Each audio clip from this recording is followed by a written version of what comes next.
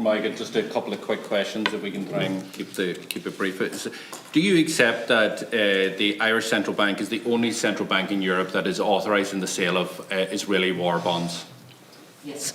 And they are, without their authorisation, Israeli war bonds could not be offered anywhere in Europe at this point in time? Absolutely. And they're the same, that's the same possibly billions of euro that is funding the bombs that are, and the bullets that attacked and killed those 51, as you mentioned, that were queuing up for food.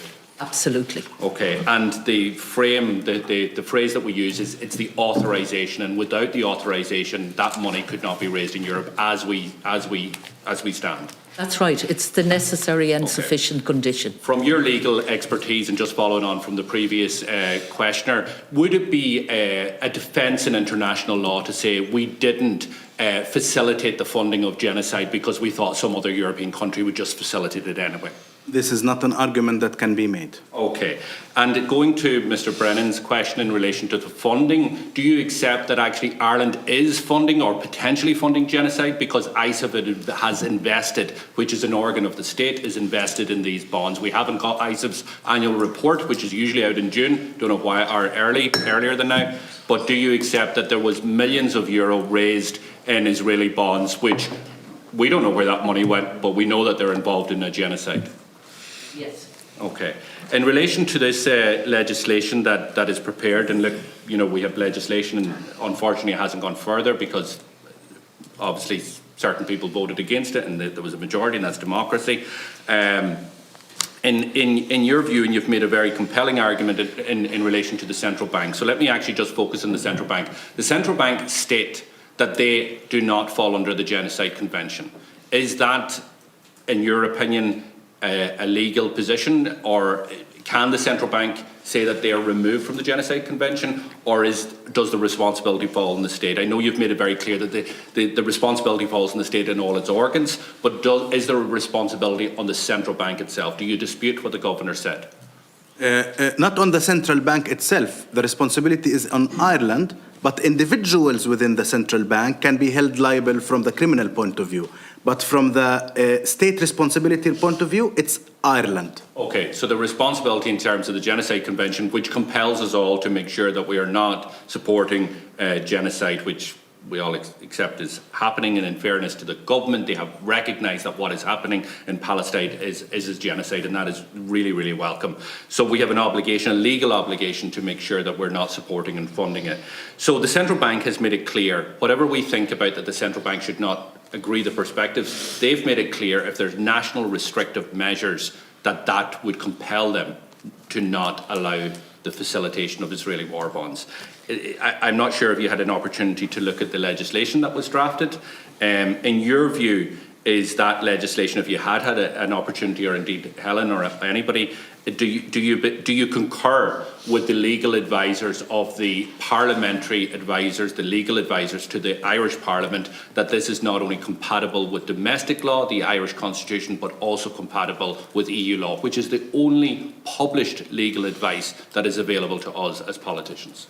Of course, my main conclusion is that there is a need, an immediate need, for legal reform, because the gap that has been highlighted by the governor of the central bank shows that the Irish law is not being consistent. If the central bank believes that that it is only bound by certain rules that don't include genocide, don't include war crimes and crimes against humanity, this highlights a gap that needs to be bridged, and this highlights the need for legal reform, and you are the legislators. Okay. Can I just say something in relation to that? The state has a responsibility to ensure that no organ of the state is complicit in genocide. So the state has an immediate responsibility to tell the central bank to stop its complicity in genocide now. And I know that, and because look, I think it's just fair to say this, but like to put this question to you, there will be those, and people have voted against the legislation, but there will be those that say By doing that, we're not complicit in genocide. The state is not complicit in genocide. They will argue that, and politicians who voted against the national restrictive measures to stop these war bonds being sold in Europe and indeed Ireland would say that we're not. Do you have a different view on that? It's very strong words. It's really, and like, you know, it's a strong accusation to make. And I'm just asking you to elaborate in relation. Yeah, absolutely. The bonds wouldn't be sold in Europe without the authorisation from the central bank. They're the enabling cog in Israel's fundraising machine in Europe. So there is an obligation to have that stopped immediately. And the central bank governor could tomorrow suspend those bonds. Tomorrow, the Minister for Finance could direct the central bank to suspend those bonds. And then we have legislation to back that up and ensure it never happens again. But remember that it is something like €9 million per day that's been raised if we average it out, the figures we have over the 16-month period. So money is going every single day to fund the genocide in Gaza. So this is an urgent matter and it really needs to be revisited by the Parliament, and we need to end the sale of the Israel bonds immediately. Listen, there's not much I can say.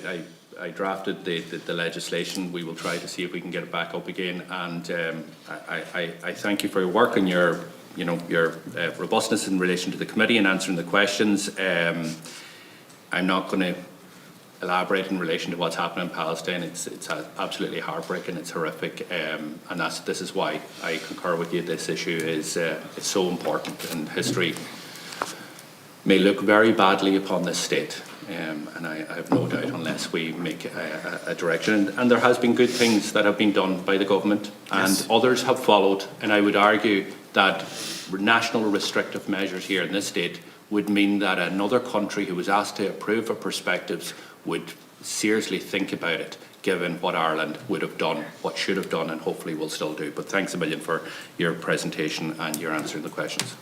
Gur magat an Seanadar